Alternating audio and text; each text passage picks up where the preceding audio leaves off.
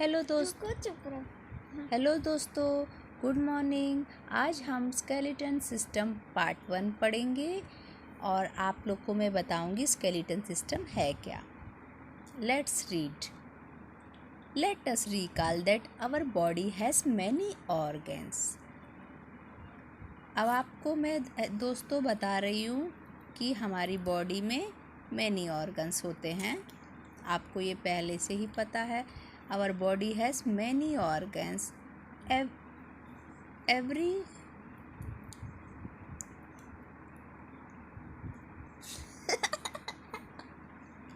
Let us recall that our body has many organs. Every organs perform a specific function. Every organ perform a specific function. For example, our heart pumps blood throughout the body.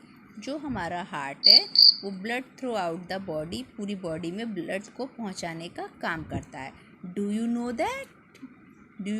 That people? No? Yes? Say yes.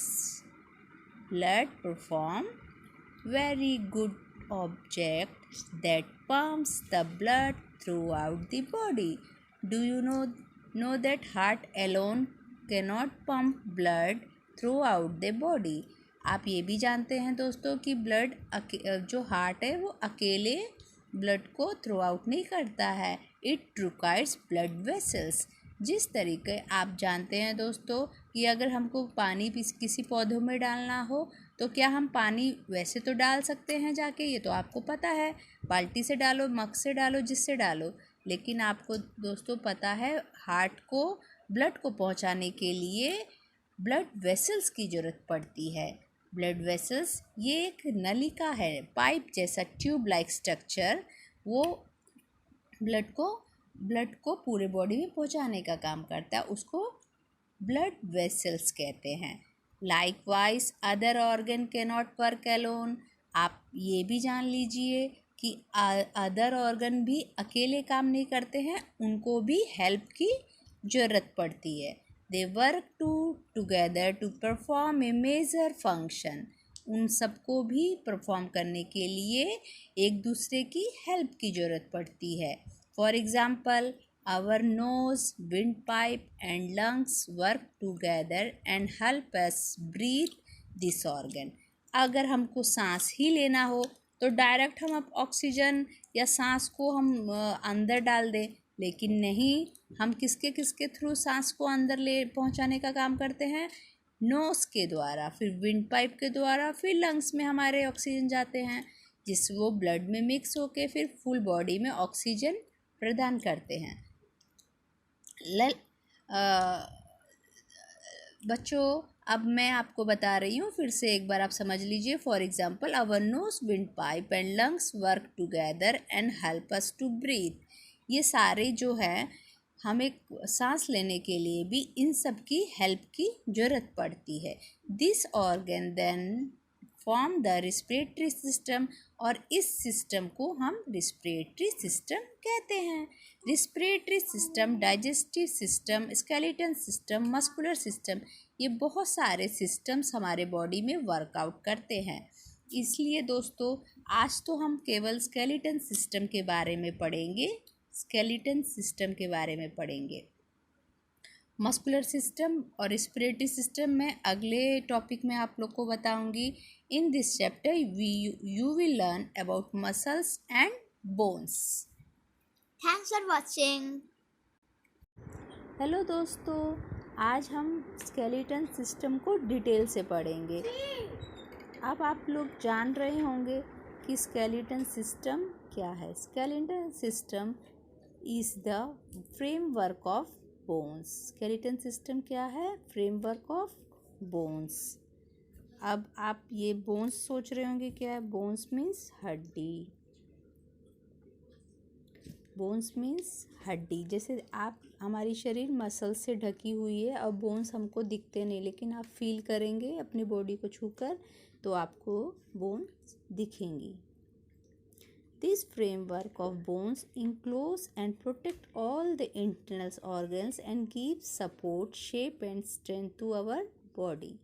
अब ये आप जानिए कि हमारी जो bones है वो एक दूसरे से जुटी हुई है और जितने भी हमारे इंटरनल्स ऑर्गन्स हैं उनको सपोर्ट और शेप और स्ट्रेंथ देने का काम करती हैं।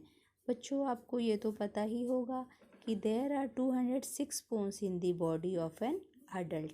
आप इस चीज़ को जान लीजिए। अगर आपने कोई कपड़ा टी शर्ट ही खरीद लिया मान लो, अगर आप उसको कोई बॉडी देंगे ही नहीं पहनने के लिए तो वो टी शर्ट कैसा रहेगा? विदाउट शेप, उसको कोई स्ट्रक्चर मिलेगा नहीं। इसीलिए बॉडी को भी स्ट्रक्चर और शेप देने के लिए बोन की ज़रूरत पड़ती है। तो बच्चों, अब इतना तो जान गए होंगे कि बोन हमारे बॉडी के लिए बहुत ज़रूरी है। अगर हमारे शरीर से बोन हटा दिया जाए तो वो एक कपड़े की भांति हो जाएगा, ना उसका शेप्स रहेगा ना कुछ। और हमारी बोन्स जो हैं हमारे इंटरनल ऑर्गन्स को इंज्यूर्स होने से हेल्प करता है। हमारे इंटरनल्स ऑर्गन्स आपको मैंने बताया ही है दोस्तों अगले वीडियो में कि बहुत सारे इंटरनल्स ऑर्गन्स हैं। Lungs, kidney, heart, liver, pancreas, stomach etcetera. इसके बारे में मैं आपको डिटेल में बाद में बता दूंगी। अभी हम लोग स्केलेटन सिस्टम पढ़ रहे हैं। बच्चों, अब आप ये भी जान रहे हैं there are 206 bones in the body of an adult. एक बड़े शरीर, एक अडल्ट की बॉडी में या एक बड़े लोगों की बॉडी में 206 बोन्स होते हैं। बच्चों में नहीं होते हैं, बच्चों में 306 बोन होते हैं। लेकिन जैसे जैसे इंसान बड़ा होता है उसकी बॉडियाँ कार्टिलेज से स्ट्रॉन्ग बोन्स में बदल जाती हैं और फिर हमारे बोन्स में, हमारी बॉडी में 206 बोन्स ही रहते हैं। Do you know when we are born?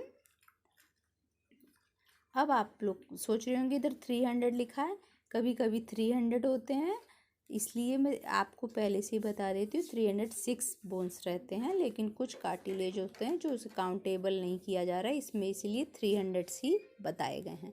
Do you no when we're born there were 300 bones in our body.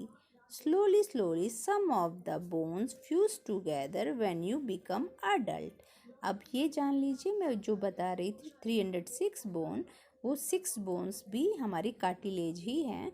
वो इसमें नहीं डिस्क्राइब किया गया है, लेकिन आप एक रेशियो मान के रखिए कि 300 बोन्स तो रहते ही हैं, लेकिन 306 बोन्स भी लोगों में एक्स्ट्रा पाए जाते हैं। The bones fuse together.